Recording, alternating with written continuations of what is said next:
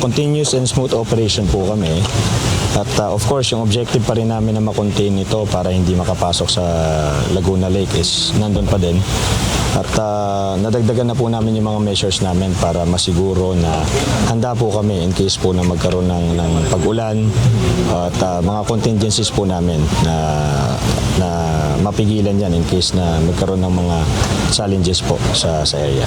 Sama-samang paglilinis o massive cleanup drive ang ginawa ng Philippine Coast Guard, katuwang ang City Disaster Risk Reduction and Management Office, City Environmental and Natural Resources Office, Department of the Interior and Local Government at LLDA. Kabilang sa mga nilinis ang barangay ng Cuyap, San Roque, Santo Niño at San Antonio na pawang apektado ng tumagas ng langis. Umabot na sa 330 liters mixture ng oil contaminants ang kanilang nahakot, ngunit ayon sa PCG ay may mga basura pa na kailangang alisin dahil nagiging sagabal at kinakapitan ito ng mga langis. Bagay na nagpaantala sa pag-aalis ng mga langis.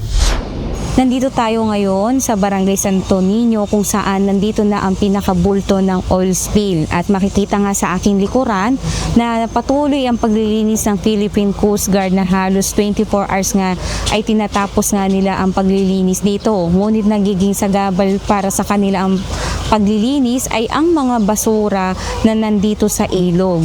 Kaya ang panawagan naman ng Philippine Coast Guard sa mga residente ay magkatulong-tulong para matapos nga sa loob ng 2 linggo ang paglilinis dito sa ilog.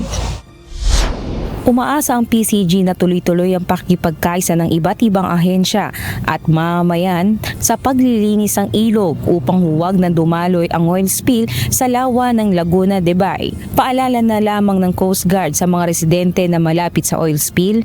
Iwasan po munang lumapit sa mga affected area po natin at meron na po kami mga programa na ipinatupad kasama po ng lokal na gobyerno para po magbigay ng informational drive tsaka safety guidelines po para po maiwasan yung mga harmful effects po nito.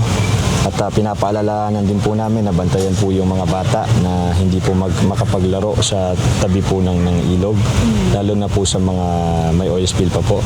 Jenica Cruz, UNTV News and Rescue. Diyos ang aming sandigan, serbisyo publiko ang aming pinahahalagahan.